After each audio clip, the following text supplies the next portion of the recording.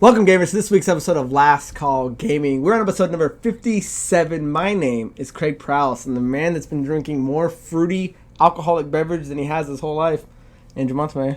Well, that's because these pretzels are making me thirsty. Ooh, he's dropping sign on me. So, guys, welcome to episode 57. We're here to drink beers and talk video game news. So, we had a fan leave us a request. Divine Anchor requested the Goose Island IPA. I think it's just the grapefruit version. So if you watched our last episode, you saw us drinking the lemonade summer shandy Leinenkugel. Somebody wanted us to get grapefruit, but we couldn't find this one.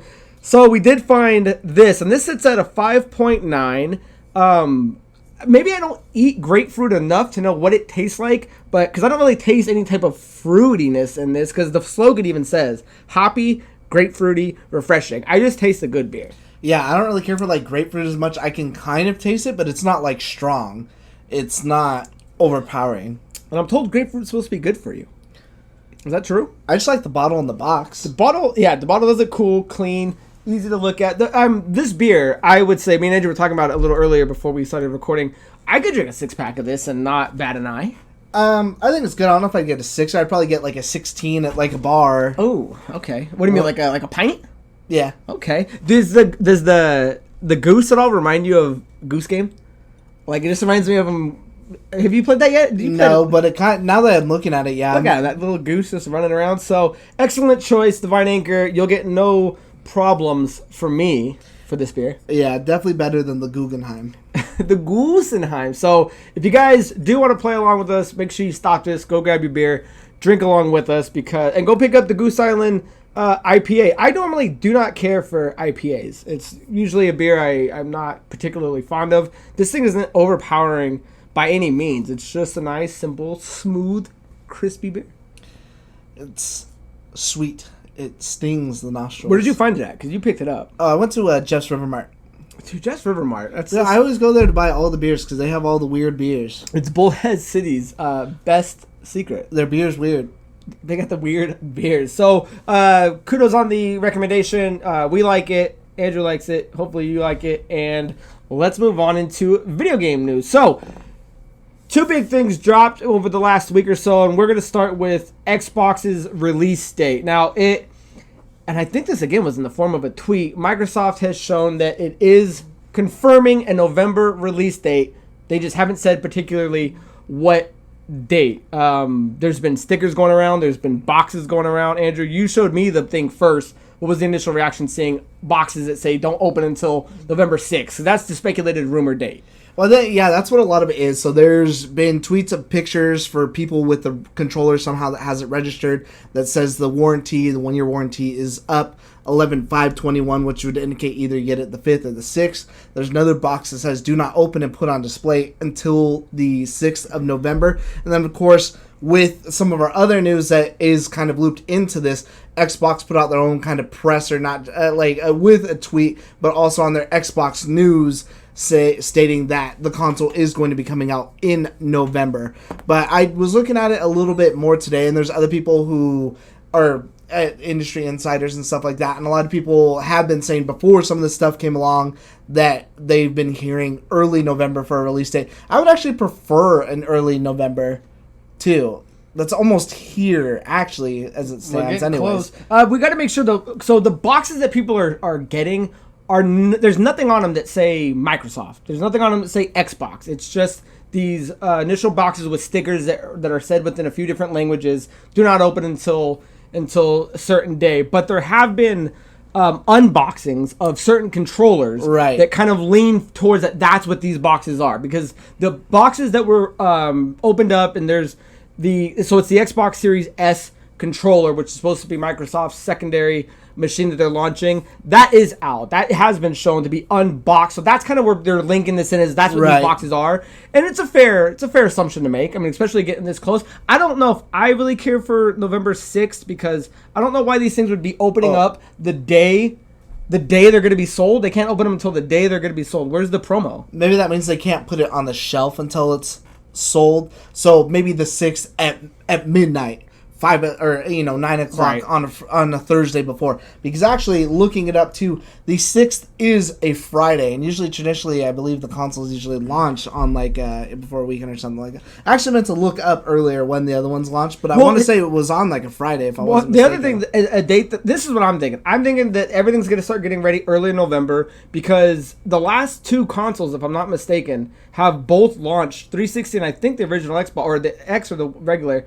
They both launched November 22nd. Yeah, they're both in November. If everything starts getting going by the 6th, the hype's coming, and we start seeing more. Now we start seeing actual physical product on shelves of being promotions. I mean, why miss that date of just being in line of going? Series X launches November 22nd, and it just kind of stays true to what they've done in the past. Truth be told, I just want early November. I'm just ready to upgrade and get it going, especially with all the everything that's going on and stuff. I just want to hurry up, make the change, and re-download all my shit. Yeah, and it's a perfect launch time because Cyberpunk comes out in November. Assassin's Creed Valhalla comes out in November. So it wouldn't make... And Phil Spencer has even said that regardless... And there's other things we'll talk about later. Regardless of any bad news that's been going around, the Series X is coming out when the Series X is coming out. Nothing was going to delay it. And at least they've confirmed November. It's odd that we're... now 2.5 months away and we don't have like the date. I was reading earlier and there was another person who again it's all taken with a grain of salt, another insider person who has put out information that's been correct though, or put out something that was well before anyone had it, and he said that they did have something planned for this month, but with our second story we'll just go ahead and say it, that Halo has been delayed. With the delay of Halo, they had to push back their plans for what they were showing this month to next month. I was like, I don't know if I really like the sound of that, because now we gotta wait till September, and that leaves you and hopefully if they're gonna show something, it's early September, because you only have October and then the start of November. Yeah, there's only so much time. So I do like the forward movement that we finally have a window of when a next-gen console's releasing. Now we can at least start saying, okay, here's when I need to have my money saved up. I think they kind of threw the first snowball in the fight with Sony and hit them and saying, hey, we've given you the date. I think Sony has to at least give us some news and go, okay, well, we're going to reveal the price first. Or something like that, because if not, they're just going to get lost in the momentum. I wish both would just reveal the price Same already. day. They're both going back. PlayStation X reveal, and then we just get everything. I think Xbox is really just holding on as long as possible, because with everything that maybe has kind of gone wrong for them lately, I mean, Sony's in the position to where they've already have like the better mind share, the better whatever else, even though Xbox has all this consumer-friendly shit with all the things with the Game Pass and everything else, that they're really hoping. I want to say that that's going to be the biggest thing that they can really hope for, is to undercut Sony with the pricing. Well, I think even like Ryan McCaffrey wrote something on like the IGN, so you can check his thing out on IGN.com. But he was even saying something like, did Phil Spencer? He confirmed that the Series X will be cheaper than the PS5 at launch. Like, wasn't that something? Is that kind of why they're waiting on price? Because they want it to be out in the public, and then they're easily can either match it or go 50 under. Well, what he's been saying a lot of is that they're really flexible with the price, and that's been their big whole thing. And he said that multiple times, is that they're willing to do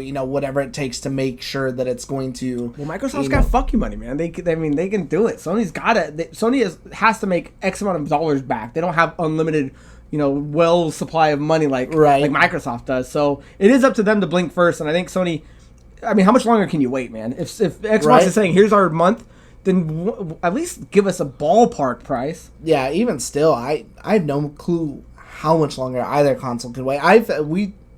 We had both the prices for the consoles at like February, or it was like fucking March and April, I think, for the start of the last console. And we're 2 months away from when they're supposed to be launching. Yeah, I just want to look at this real quick. So I think there's a video of the unboxing for the controller too. Is it kind of odd that a physical controller that somebody has bought is the Series S, and we haven't seen anything for the Series X? That's been kind of odd to me, that a controller is already out in the wild and someone has it, and we're still kind of picturing when dates are coming out, and it's the Series S, not the Series X. I thought that was a little odd. I wonder if that's maybe was sent out as a promotion, because who knows, maybe that's what they were supposed to show off this month, was that console. Yeah, I can see that. So I feel like maybe that's really what it is. And I didn't read into the article. I don't think the person really said like where they got it from. So who knows, man? Who knows if it's like a retailer? Maybe it's someone who's a tester. Yeah. Maybe it's someone who even designs stuff and works closely with Microsoft. Because there was someone earlier posted new DualSense images, and they said we work with Microsoft, we work with Sony as far as like shaping some of the things and coming up with some of the ideas and stuff like that. And it was from some like random account though that he said was going to get banned. So let me just read this real quick. This is from The Verge, and this was out on August 9th. So regarding the Series S controller, this just says Microsoft is rumored to be unveiling its second, cheaper next-gen Xbox console this month, and it looks like it will definitely be called the Xbox Series S. The Verge has obtained photos. Has obtained photos of Microsoft's new next-gen Xbox controller in white, complete with packaging that mentions the Xbox Series S. Twitter user Zach S was able to purchase the controller, and we've confirmed it's genuine. The new controller was sold on a resale site today, and the side of the packaging notes that the controller works with the Xbox Series X and Xbox Series S consoles. Microsoft has not officially unveiled an Xbox Series S yet, nor has the company yet confirmed a white Xbox Series X controller. So that sounds like someone jumped the gun. That just blows my mind that this thing's officially out and Microsoft hasn't even come out and confirmed it. So if the Xbox Series S is already kind of floating around with things, then yeah, the X needs to come out, and I'm so glad that it's finally going to be November. I just think my money's closer towards the 20th to like the 25th is when I think it's going to launch. I don't think it's going to be between like the 5th and the 8th. I just hope that that's when it is. I mean, personally, I think it's going to be later as well, too, but I'm hoping it's going to be sooner. Sons of bitches. So, good news all around for the next gen. Now we just got to wait to see what PlayStation 5 has to say about it. Anything else you want to add on the confirmed release month, unofficial release date on Xbox Series X? It's not all good news. It's not, yeah. On the next gen, you got to take a little salt when we give you some sugar. Yeah, the only reason they even talked about some of this stuff so much is because they want to bury the wound that Halo Infinite has been delayed and pushed back officially to 2021. So I'm going to read real quick what their announcement was, and they say, today I want to share an important Halo Infinite development update with the community. We have made the difficult decision to shift our release to 2021 to ensure the team has adequate time to deliver a Halo game experience that meets our vision. The decision to shift our release is the result of multiple factors that have contributed to development challenges, including the ongoing COVID-related impacts affecting us all this year. I want to acknowledge the hard work from our team at 343 Industries, who have remained committed to making a great game and finding solutions to development challenges. However, it is not sustainable for the well-being of our team or the overall success of the game to ship it this holiday. We know this will be disappointing to many of you, and we all share in that sentiment. The passion and support the community has shown over the years has been incredible and inspiring. We wanted nothing more than to play our game with the community this holiday. The extra time will allow us to finish the critical work necessary to deliver the most ambitious Halo game ever at the quality we know our fans expect. Thank you for your support and understanding. That's by Chris Lee, studio head of Halo Infinite, 343 Studios. Again, we're getting to these nice little covers of things that are happening. Andrew duly noted, and I'm sure he'll rub my face in it, the game didn't look ready when they showed it earlier this month. And it's weird because, or maybe not so much weird, odd that he's kind of saying some of the impact is COVID related. So if some of it's not, then what were the other issues that's making this game not come out on time? My main thing is like, guys, you got to stop saying games are coming out at a certain time and they're not. Because the other thing the thing does not say is when in 2021 is it coming out? Is it the first quarter? Is it going to be out by March? Is it going to be pushed back to the summer? That's the other thing that's unclear. And I'll dive more into it after Andrew gives his 2 cents on it. They're losing a big advantage. How shitty would this have been if they announced the date of when Xbox Series X was coming out, started taking pre-orders, and then this came out? You know what I mean? Like, this is just not good for Xbox. As strong as the Series X looks, to lose a launch Halo that hasn't been done with a system since Halo Combat Evolved with the first Xbox, this would have been really cool. And it sucks because we're not getting that now. Right, because now they're... I think delaying it definitely was the right call. Because definitely has to be, but it's just like, fuck. I don't think that it looked great at all. Like, I mean, the gameplay and everything was there. It looked like Halo and stuff, so that's not what I mean. I mean, graphically, like, for something that's supposed to be your flagship next title, this is what it can do. I don't like Halo 5, Halo 4 even looked better than whatever that last thing was that they showed us. I think that is going to be the big thing, and I seen that's what a lot of people are saying online is, okay, well, why purchase it now? Because there's no first party title to really launch that sale. All it is just Game Pass, Game Pass, Game Pass, which is what they've been pushing this whole time. But the Game Pass works just fine on my Xbox One X. Yeah. One of the big things is like this was their flagship. This was the reason to get people into the ecosystem to buy a Series X, show off their main title, their best game, and now they've definitely lost it, and it sucks because now there's going to be other games, but now the Series X is going to have to rely on third-party games in November. It's going to be relying, as prayers we were for Cyberpunk and Valhalla. Why am I'm not buying a next-gen console for third-party support. Right. I want first-party games. I want exclusives, and Halo was supposed to be that. And the fact that they're losing it, it doesn't change the hardcore gamer, the people that are diehard Microsoft that were going to get it day one anyway, we're still going to get it. Right, yeah, I'm still going to get it for the record. But if you were on the fence and you were going to go, okay, what's my PS5 or the Series X? I mean, a big chunk of change came off the scales of what was tipping it in Series X's favor. Halo's gone, and now, so what they tried to do is they went back and said, guys, remember, it's coming this November, which was kind of bearing that wound that Halo is now out or not coming out. And they kind of went back and said, remember that there's 50 new games planned coming this year. The Series X is launching with Game Pass, but the concept of buying a new console isn't to play old cross-gen games. I'm not buying a Series X to love the fact that I can play Xbox original games. Like, I'm not going backlog. I want to play new games. So what they really lost is day one buys. Then why, no one's, at least I think the average person, why buy it day one anymore when you could just wait till March and get the Halo bundle? Well, I think that's what their next event needs to be. This is why you damage control. Damage control. Why you need to get this console day one, because I mean they still have some. I mean, there's games out there that they haven't put a release date on or said too much on, like the Medium. For all I know, the Medium could be a day one release game, even if it's not first party. Just show, hey, this is what's going to be available, and again, show me.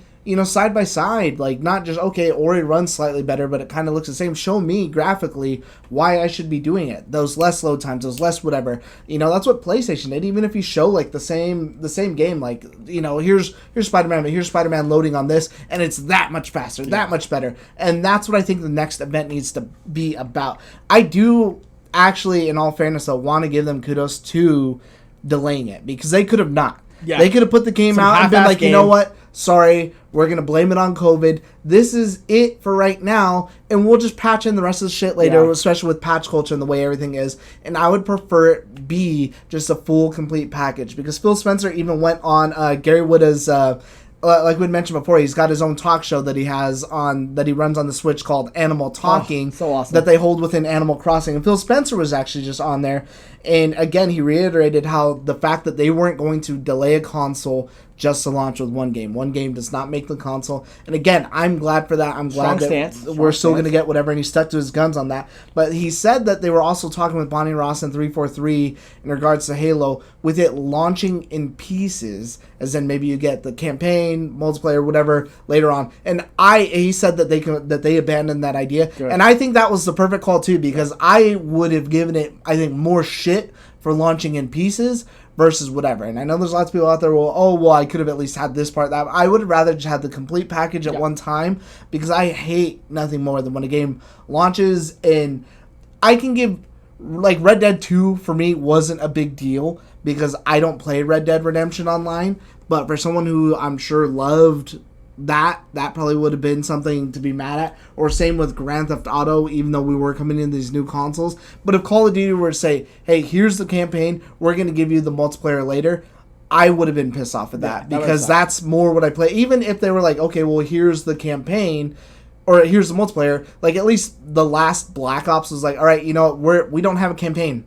We had lots of problems with it. We're up front. This is solely it. It still caught shit, but at least they were upfront about it and didn't try to be like, okay, well, we'll give you whatever later. They were just upfront. This is what we're giving you. This is what it's going to be from whatever point going forward. Yeah, the right move is to push this thing back. If this game has to be the best running game, at least within the first year, that Xbox Series X has to offer. This has to be the flagship that goes, damn, that is why I want to buy this. So, yeah, I'm so glad they didn't push out a shitty game, because all that would have done is put sour vinegar in our mouth. We would have been like, fuck, I got a half-cooked Halo game, and we don't want that. Halo has to be perfect. So what sucks is any other time, this would be okay news. Well, that's not great news, but it would have been okay. How many games get pushed back because they're not ready? Cyberpunk just did a big thing. We got to push it back. So many games get pushed back. What sucks is the timing. The timing that it lined up with the launch of a console. And that's what sucks for a lot of gamers. The game that I was going to buy the system for with the game is now not lining up.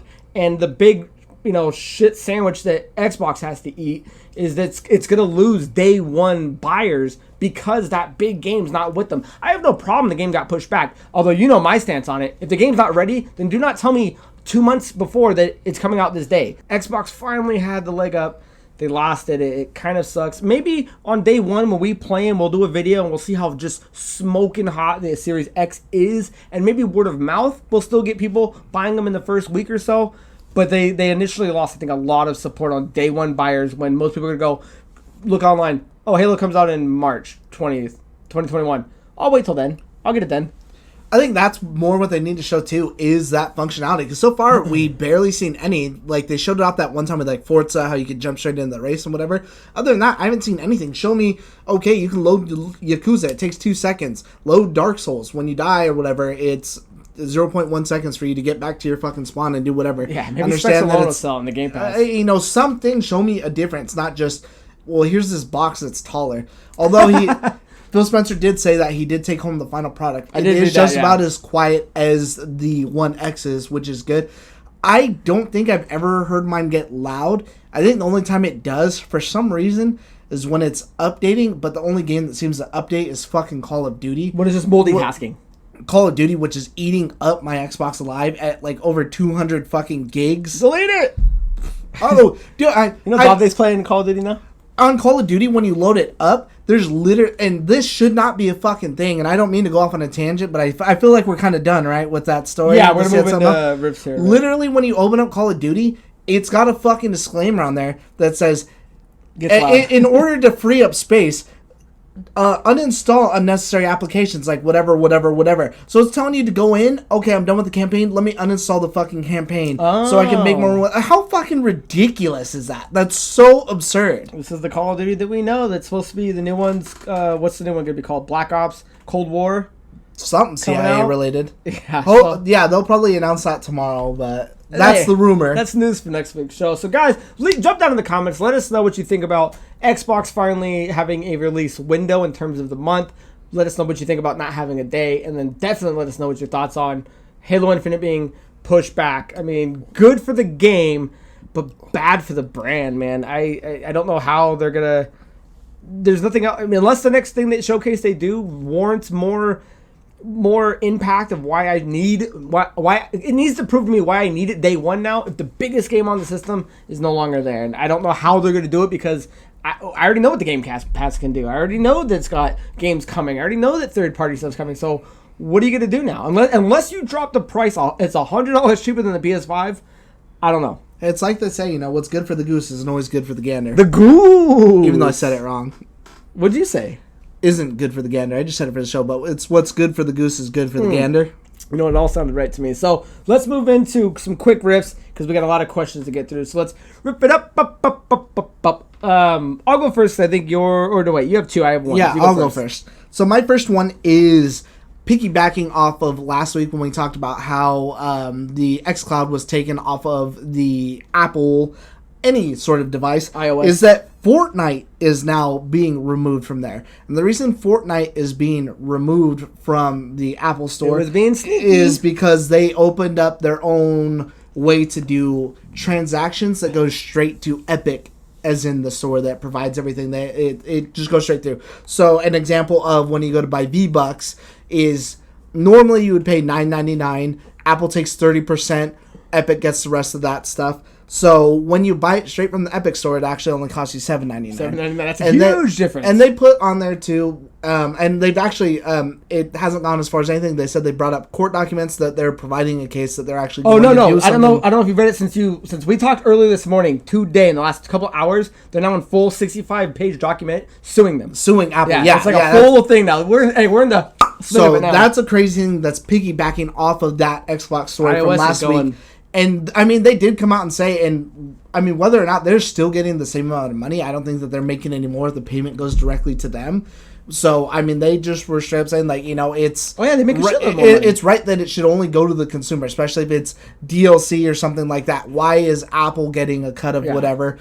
And passing the savings on to you. Yeah, and I don't know if it's like that on console. That's something I would have to look up. Personally, I don't play Fortnite, so I don't know if it's the same way on consoles. And who knows, maybe that might be the next stepping stone is, okay, if it's digital content for whatever, we're doing everything and providing everything, then why are you getting a cut? I understand you getting a cut of the game and hosting it and hosting all this stuff, but I don't know. Either way, very interesting, and we'll see where this goes. Yeah, because one of the big things, so if anyone's like kind of unfamiliar with the layout, is Fortnite is on iOS. iOS is how you buy V-Bucks. You pay your $9.99. iOS takes 30% of that. The rest goes back to Epic. Epic now made its own in-game menu, the way it bypasses iOS, and it's $7.99. Now, in the guidelines of how any app on the iOS system, that violates it. So they didn't just kick Epic out and say, oh, you guys are doing something that's not cool. No, that violates every app. Any app that's on iOS has to follow that guideline. So they did that. So they booted them out. And from what I've been reading right now, there's been a lot of people that are hit or miss. Some of their stuff is still working on Epic. Some of it's not. Aren't. Yeah, I've seen that. What it's mainly doing is anybody that's now reached, like if you're a brand new iOS owner and you want to download Fortnite, it's blocking people from getting on. So what ended up happening was Epic is now suing them because they're saying that this makes no sense. A 30% cut. iOS is essentially setting up a monopoly on getting free money from games that can't do their own, because they're already getting money for the app being on the service, the iOS. Now they're taking a percentage of the in-game sales.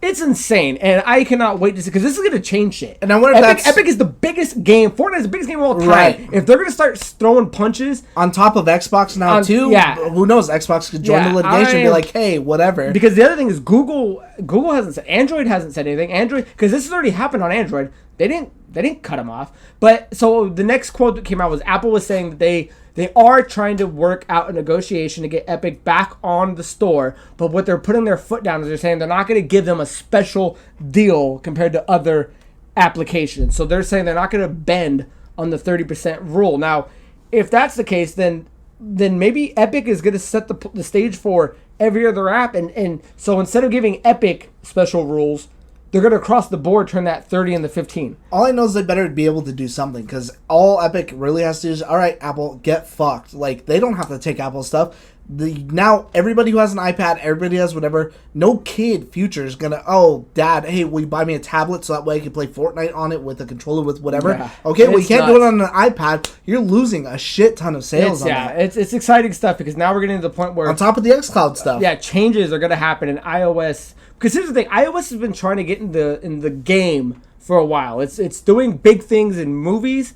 and now we're seeing it do its own Apple Arcade and stuff. So they want to be a player in movies as well as games. The only thing is that separates them from everyone else is they got the fucking money to last for... They could buy Disney like 10 times over. You think so? I fucking know so, dude. If I'm not mistaken, Apple's like almost in like the trillions, dude, of money, and they're not Disney that just spent half their coffers buying Fox. Like Apple's got fuck you money.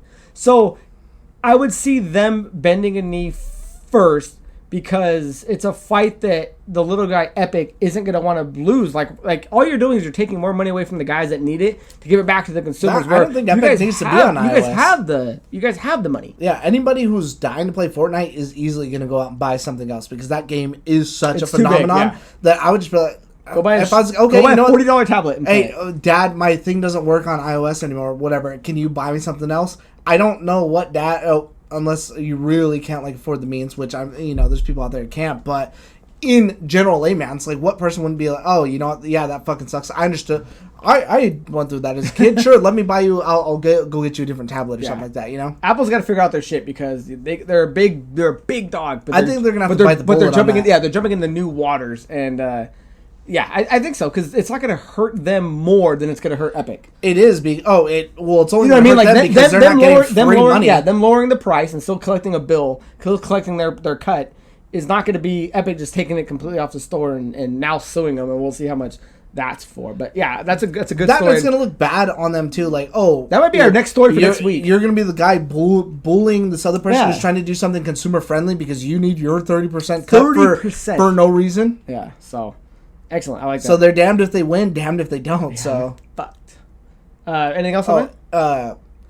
As they say in layman's term, or as they say in Ebonics, we be fucked. It's a little con air for you. That's dicey. My next riff guy, or my only riff, is there's been a picture that floated around that Nintendo put out that shows. You say yawn? Yeah. hey, lay yawn. I'm more excited for this than anything than anybody out there. I thought this would be good on you. They put out Mario kind of sunbathing on a beach, board shorts, smiling, looking good. Now, one version of is that UK's had some really decent weather for the first time in a while. They haven't been hit with a lot of COVID. People have been returning to the beaches. People are having a good time. So it was one idea that Nintendo put this out because it was Nintendo like UK that put out the tweet or the picture that kind of showed this off. Let me see if I can pull off. Yeah, just Mario chilling at the beach. I don't know if you noticed this, and there's a big debate on it. Is they've retconned Mario's nipples from this. So in this picture, he doesn't have any, but there's like a whole thing I was reading about people pulling up screenshots or whatever, and there's other games. I think even in Odyssey, he's like shirtless at one point and he has his nipples. So that's like the big mystery is why didn't Nintendo retcon Mario's nipples? It was like a whole thing for like a minute. Hey, they're gone now, baby. Well, that's the same as when they changed the box art on the Odyssey, and I think it had like the Spanish sombrero.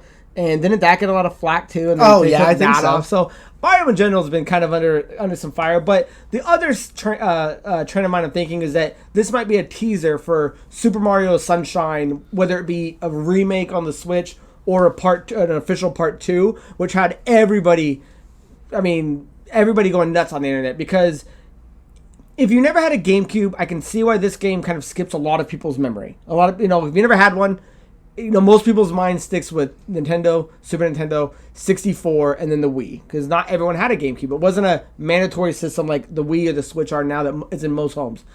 But it's if you talk or watch YouTube videos, it's one of the best Mario games out there. And the fact that they're finally getting into a number 2 or a remaster remake spells nothing but good things with Switch, doing more good things on their platform while Xbox and PlayStation 5 are going head-to-head doing whatever. They're going, hey, let's make another great game that's going to sell a shitload of copies. Another Mario title. Safe bet. Right. I actually know that it is actually one of the most hated Marios. And I'll say this to anybody out there who hates that game.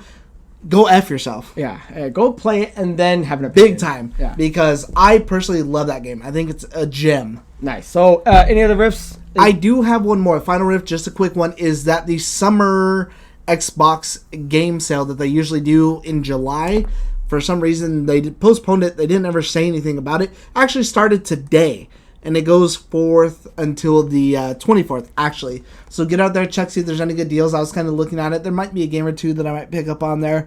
Code Vein is actually only $29.99. Nice. I love deals. And that was kind of like an anime-ish Dark Souls, so that was something I was kind of looking at too. And it's something we could play together. But other than that, there's a couple other ones I was looking at that look pretty good. So get in there, check it out, see if there's anything good for you. Now, guys, let's move into video game questions of the week. Now, we have a bunch, and we're getting short on time. And this episode looks like it'll probably be a little over an hour, so hang in there, guys. So the first question comes from Auburn Stein. Now, this question was huge. I gave it a little clip, so I kind of plugged in where I thought the heart of his question was coming from. And he says #round 2. So he's in the contest, guys. Make sure you do so as well. This is kind of a long question, but what do you guys think of an RPG in the Avatar: The Last Airbender universe where you design your character and choose which nation element they are born into, which affects you, the order born into, which affects the order you have to learn, and your bending abilities. You can choose between many different teachers, and that can affect the style of fighting you become or the abilities you can learn, i.e. bloodbending versus healing for waterbenders. Or maybe upgrade your character, and so they are able to perform a limited amount of special bending abilities per element. I cut it right here, got to the end of his question. IDK the ideal setting of the game, but I've been thinking a lot about the game like this that I think should be out already. Sorry for the extensive question, but let me know what you guys think. The Avatar RPG game, there are RPG games for the Avatar, or not so much, kind of more like a 3 beat 'em up games. Yeah, well, I'm with you, man. like platinum. Yeah, they need to do something. The reason why I think there isn't one is because they like to tie games, especially that are based off of IPs that are movie/TV based. Nobody really comes up and makes a game based off of something without a running not Netflix, and running Avatar thing. So what's happening now is they are remaking the Avatar series, so a game could be in the works, but RPG was originally the way I think you have to do it. I was thinking more MMO. That way, you could be an Earthbender in one, I could be a Firebender in one, yeah, but then I'm thinking, cool. You're not really seeing the moves like without being like a cooldown technique, so I didn't really love that. The other way I could kind of see it as being, I don't know how you would make it look good in the way that the moves would look, but like kind of like Darksiders or like Devil May Cry, like action RPGs, like Nier Automata or something. Yeah, something like that. But even then, I don't know if it would do a game like that justice. Because do you want to play with other players online, or do you just want to make a team and play? I mean, what are your initial thoughts? I wonder if you would almost maybe make it like Final Fantasy style ish, like instead of actiony. But you could take someone who's a Firebender, who's maybe not as adept at whatever. You could do something, Firebender, like Warmth is like healing, or maybe this guy does lightning and the other people don't know how to do it. So take different aspects of whatever. So like how they did, like in Korra, like if you do Earth, there's certain people who are Earth, maybe only this guy knows metal bending, and then this other dude could do like the magma bending and shit like that. And that's how you have your different party members or something like that. I can see something like that. I don't know. Either way, I would love anything Avatar. The only real way I kind of see, if you're trying to incorporate absolutely everyone with no set story, would be some sort of add-on or mod to like Age of Empires or something like that. Yeah. One of those like Clash 'em game. I don't know, like the God games. Age of Empires, like the top-down. Yeah. Build them up. RTS. Well, yeah, but God game though, yeah. Yeah, so you could be the Fire Nation trying to take over, or the Earth Nation trying to take over, and now you got to deal with water, whatever. That's kind of really, if you're trying to incorporate everyone, the best way you can kind of see something like that. But that abandons the RPG. I mean, if you're going RPG, like again, something makes like Final Fantasy VII, where you could equip every person with like their summon, their magic. I just don't know how you would intertwine the skill tree, because that's what you would need. You would have to have like a skill tree to make every player different. I'll say that this is definitely a series that deserves a grade A game, a really good game. Not a game made by Nickelodeon. And it's going to take a better mind than ours to come up with something like that, because honestly, I don't even know how to fathom to turn something like that. I don't even know what I would want. Well, the only reason I say Devil May Cry, like especially 5, is when you actually play Dante, and let's assume you're playing like the Avatar, he's got different styles that you can hit that change his style of fighting. Because the other thing you got to remember, the fighting mechanics have to be good. You're not just continuously throwing a fireball or a wind or something like that. You got to make sure the ninja or the fighting, the combat system works. And with Dante, you can hit that and you could switch between them. So then you could switch between firebending and then earthbending or something like that. That's a toughie. I forget his name now that I'm thinking of it. But he did Resident Evil 2, and then he did like Platinum Games. So he actually made Devil May Cry, and then like Nier Automata and stuff like that from Platinum. They actually made an Avatar game. Oh, I'd love to see that. And I think it's on the 360. I never played it. I heard it was okay, but I'm not sure. Again, it's something I want more of. That's for sure. I think my final opinion would be, if you had to make a game like Avatar into an RPG, it would be like Final Fantasy VII Remake, to where you can switch between your characters. You could have their magic set up to where this is my waterbender, my earthbender, whatever. But you'd have to I can't think of the game that you would mix it with that like lets you build your skill tree. Right, especially because there's only 4 really abilities, and that's where it would come into like what I was saying, like, okay, maybe this guy can't metal bend because he doesn't. Right. You could go more else who's better quick at metal. Fire, lightning versus anything else. Yeah. Blood bending versus kind of the heal or something like that. Something like that. We'd have to like sit down and like draw this out, because that's pretty in depth. It's a good question, but again, send that to like Hideo Kojima or something. Yeah, we'd have to make like a whole episode out of that. But Hideki Kamiya is his name. So the next question, and Albert Stein, thank you for that, man. If we had more time, we could dive into it. But Divine Anger writes, if you guys are out and happen to... So Divine Anger originally is the one that asked us to get the grapefruit beer. If you guys are out and about and see it, recommend Goose Island IPA. It's a little on the grapefruit side, but tastes great. Question, what is your favorite movie of all time? Hashtag round 2. There is no question for me. I don't even have to think about it. Man from Earth is my favorite movie of all time. I've never seen it. You've never seen it? Never even heard of it. Oh, then we're watching it sometime. I make almost, my best friends watch. It's Gino's favorite movie. I made Ozzy watch it. Nathan watch it. Dave Stat. No, I'll show it to you. The premise is, and the reason I like it is it's such like an intellectual thing. There's no action. There's no hardcore. There's no shoot 'em ups. It's a movie I love where stuff like that. I know, well, everyone does, but this movie is about a professor. He's a history teacher or a professor of a college. He's getting ready to move, and he has a couple of friends come over. There's someone that does like Christian literature, a chemist, a psychiatrist, an archaeologist, an anthropologist, and a student. And they're trying to figure out why this guy is trying to leave, and because he's up for tenure, he's up for being the head of the department, and they're looking at all of his stuff as he's packing it up, and they're like, wow, where'd you get this? Where'd you get this? Where'd you get that? So he kind of reads the room, and this is Jerome Bixby's Man from Earth, which is he ended up passing away, but the movie's awesome. And he starts telling them that he's been a caveman since the day, and he's lived all the way to now. So you have all these intellectual minds asking him questions in like their field, and he's explaining his story of what he's been from a caveman to modern day. And it's just it's just 8-9 people sitting in a room talking, but that's where your mind runs wild with you. He's telling these stories, and you're like, okay, is he being serious? Is he pulling their leg?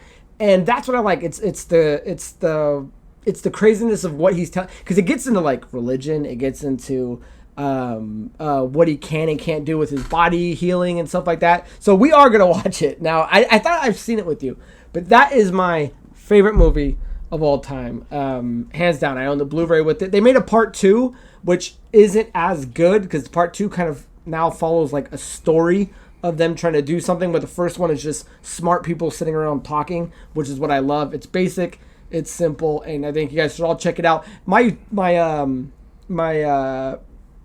what's my TV downstairs? It's a TCL Roku.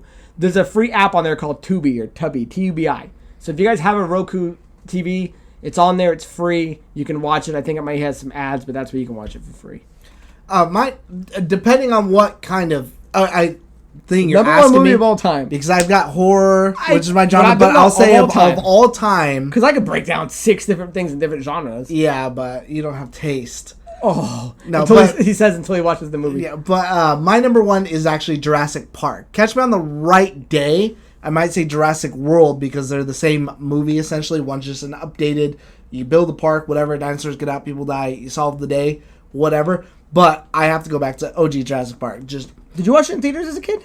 No, I was only 3. I didn't watch it until I was like 5, and I was like, how young you are. I was like super terrified of the movie. But it's just one of those things that like I remember as a kid. I remember it growing up. Like it's got an absolute special place in my heart. I think it has one of the best ideas, the best theme ever. Like, what if you could bring dinosaurs back to life? That's why I love, especially too, like Ian Malcolm in that movie, his quote where he's like, okay, you guys were so busy thinking about what you could do, you didn't stop to think about if you should, which today is like now more important than ever. That's more relevant than ever because so many people doing all this stuff thinking, you know, it's just it's relevant to everything, and I just think it's such a phenomenal movie. I actually have never read the book. I only have number 2 on the book. I don't have 1, but I was thinking about it the other day. I was like, why don't I have that? I should buy it and go back and read it because that's obviously what started it all. That's a Steven Spielberg game changer. Either way, even though I know that some people don't like some of the other ones, like 3 or whatever, I personally love every single Jurassic Park because I personally just love dinosaurs in general. Back when practical effects mattered.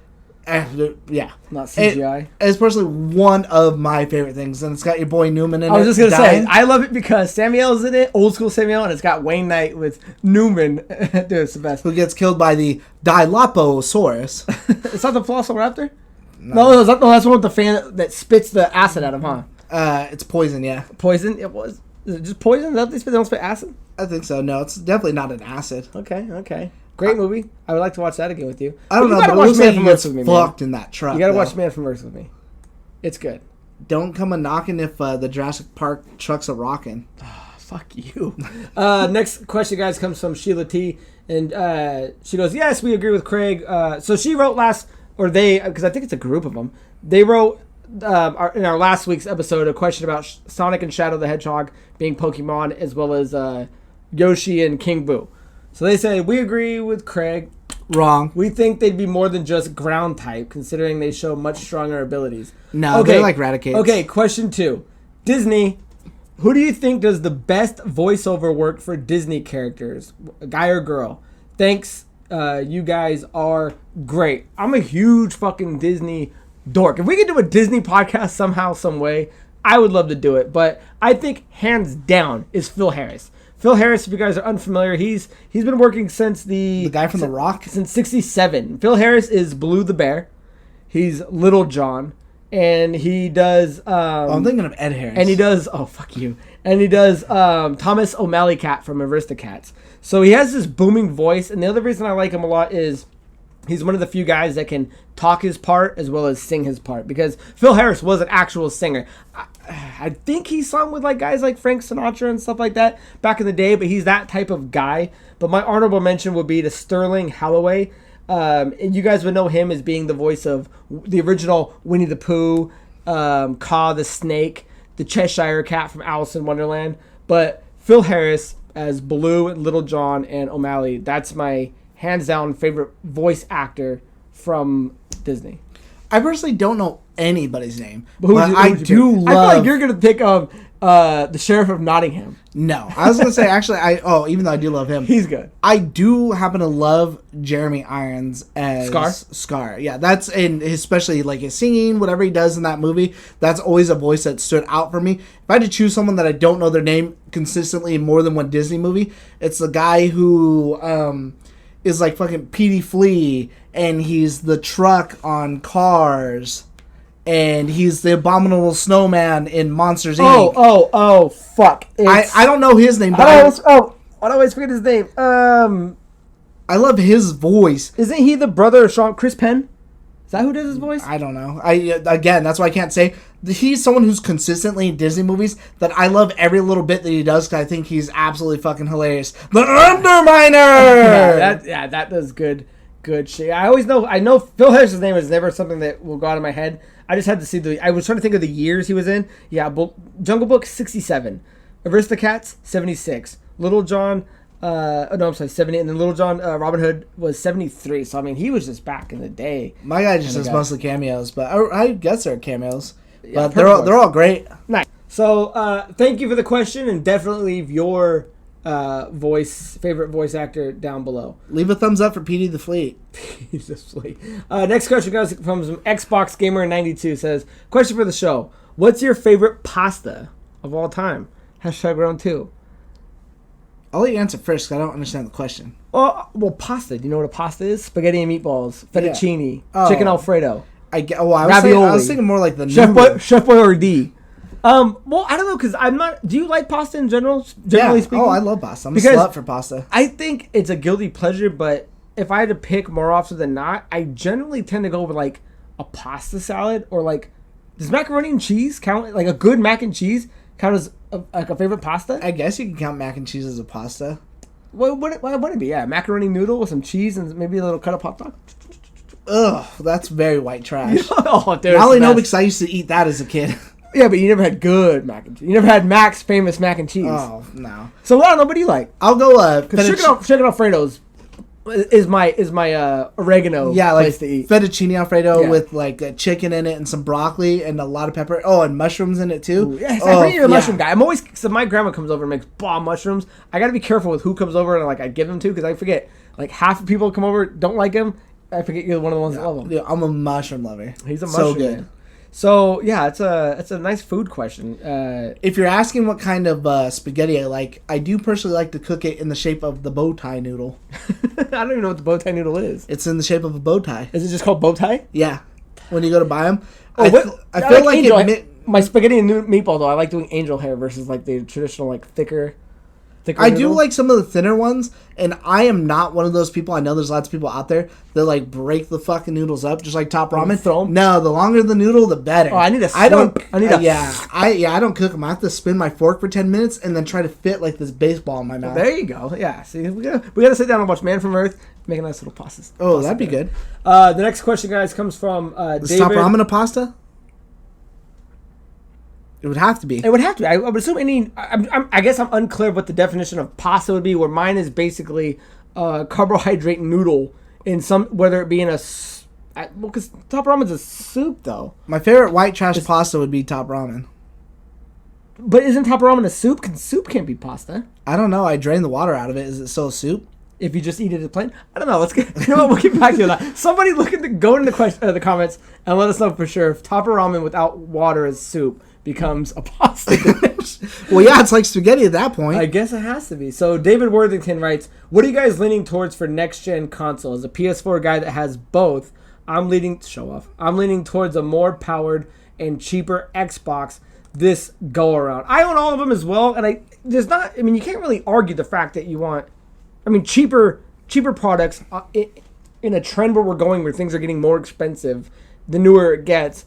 Yeah, that'd be the answer I would probably pick, but for Xbox for sure, I just want more secure first-party titles. Yeah. I want a Spider-Man. I want a God of War. I want Horizon Zero Dawn. Give me something besides Halo and Gears of War, because you got Grounded. Well, first-person shooters or just shooters in general aren't for everybody. So where's the other games that fits everybody else's?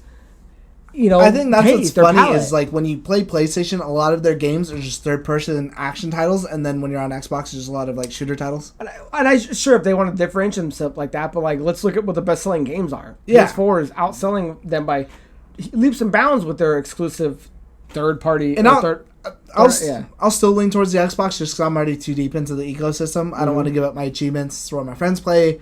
I think it's a lot easier to use than when I come over here and I use his PlayStation. Like, for me, I'm just like, dude, what the fuck's going on? Like, what am I even doing? Yeah, I wrote down for the Xbox first parties, I put PS5 is good. If PS5 continues the model of what PS4 is doing, then they have nothing to worry about. I think I'll probably get both this time around. They just need to figure out their infrastructure. Like, they need to figure out their backwards compatibility, and they need to figure out their online store compared to how easier I think the Xbox store is. And then the last one is Switch, because I have been playing my Switch a lot more. I know Andrew's jumping into his Switch more. They need to figure out their online component, because it's a joke. Yeah. So moving forward, let's assume you don't have an Xbox or a PS5, and let's not disregard the Nintendo Switch. It needs to learn where it's at with its online capabilities. It's ridiculous that you have to download like an app to be able to talk to people. That's inexcusable. So those would be the three things that I have for those moving forward. And then let's see. Last question comes from Billy B. Leinenkugel FTW. Go fuck yourself. Does FTW mean for the win or fuck the world to you when you hear it? Probably fuck the world from him. Leinenkugel, fuck the world. Maybe it means for the win. Now, a couple questions. There better not be more than one. It could be for the win. Which console are you guys each looking forward to the most? Well, we kind of said the last one. Xbox? Yeah. Xbox. And what games are you each anticipating the most? Myself, it's got to be the PS5 and Resident Evil 8. Ooh, I know Andrew's looking forward to that. Cheers, my dudes, and keep up the great work. I love the show. Well, thank you, Billy B. Andrew, we both know it's the Xbox, so that's just kind of where we both gravitate towards. What big game are you looking forward to the system? I'm actually more looking forward to the medium kind of than anything else right now, because I haven't seen enough from Resident Evil. As much as I love Resident Evil, I'm a fucking diehard Resident Evil fan. I have Resident Evil tattoo. Like, I love Resident Evil more than fucking anybody. But I've seen a lot more from the medium recently, so I'm more excited for that. Had I seen more from Resident Evil, had they shown off more, like actually what's happening, what's going on in the game, whatever. I mean, I'm hyped for it, but I need to see more. The medium showed me enough to where I'm like, okay, cool, I'm in, I'm fucking with it. I'm looking forward to this next gen. There's no doubt in my mind, a BioShock has to come out. That's what I'm looking forward to the most. And what are you looking forward to that's on the horizon? What are your prospects? Do you have a reason to get out of bed in the morning? I like to get the daily news. You know what? Again, as someone that's, even though Xbox is going to be the system I buy day one, I'm extremely looking forward to that new Ratchet & Clank game. I thought you were going to say Miles Morales. No, because that's kind of, as much as it is a game versus DLC, it's not a full game. Where I used to not really care for Ratchet and Clank, and what's the other one that was kind of like it? Jack and Daxter? I never really cared for those games. After playing the one on PS4, I completely was like, oh shit, this is a good fucking game. Ratchet and Clank did And look the fact that next one is looking excellent. It was probably one of the better looking games we saw in the PS5 demo that was showing like, wow, no lag time, excellent looking graphics. I was like, yeah, that's a game that I'm definitely looking forward to. I'm going to buy them both either way, but that's a game that so far, from everything I've seen, there's nothing bad about it. It showed me a lot of good gameplay. It shows me that it's coming out. So game that looks next gen? It looks next gen. So, and I'm more of a short burst kind of guy. I don't need to play 80-hour games every game. And Ratchet and Clank looks like it's probably going to be right around that sweet 25 to 30 mark, and 40 if you're exploring and getting everything and replaying it. So I feel that. I would say that'd probably be the game I'm looking forward to the most. And then hypotheticals when BioShock finally comes out, because I'll eat them up. I hear thee. Alrighty, guys. So that is the end of our episode. We went a little long, but that's only because we've got a gang of questions for you guys. So we love that you guys are sending in questions. Send in more, and make sure that you guys know that it doesn't have to be game related. We'll discuss anything. But before we go, guys, the contest is still in effect. Make sure you guys jump in the episodes and put in hashtag round 2. Do that in this episode. Do that in the last episode. Do that in the episode before that. And at the end of the month, we're going to be pulling names, and the winner of that is going to get a game of their choice on a system of their choice, reasonably speaking. Again, you do have to be subscribed. If you're not subscribed, fuck us. You will not win. And 2, for anyone listening or watching this anywhere else, it does have to be in the YouTube comments to count. Mm-hmm. Yeah, definitely do it on YouTube, guys. And if you guys are looking to follow us on anything more than just YouTube, we do have the audio-only podcast on iTunes, on Spotify, and on CastBox. Just type in Last Call Gaming. You guys can find it there. If you want to send us any other questions that aren't in YouTube, send them to lastcallgaming@gmail.com. And if you guys want to follow us on Instagram, Last Call Productions, and Twitter, Last Call PRODZ. So that is the end of this episode, Andrew. Do you have anything else in this healthy episode for the kids? No, I felt like I did, but I'm sure I'll remember afterwards and be like, shucks. Yeah, right after this. Oh, shucks a doodle. So, guys, until next time, my name is Craig Perales, and that is the handsome Drew. Cheers.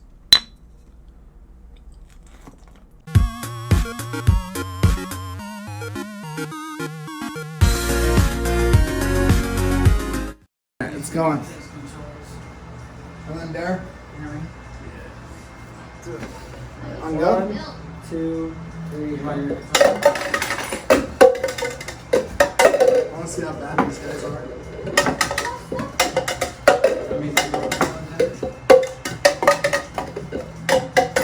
It's a lot harder to make it do a full flip. Oh, you hit mine. Bitch. Oh, I probably had that. Done. You hit mine twice. That's what you're in the middle of the way. Here you go, Alexander. You want one more? I have one more for all the marbles? Or best 2 out of 3? Can't. Alright. Try to... I can't, man. I know. You're in my way. You're going to do the same thing in mine. Do you want to move up? No, that's not the point. My arm goes... I felt like 2 of mine were going to hit, and then he... Alright. Ready? Hold on. What if we do it sideways, and then we can move it this way? Because my arm's going that way one way or another. It's on you to not flip it this far. Alright. Alright, 1, 2, 3, go. I think maybe I just suck and I'm just using it as an excuse.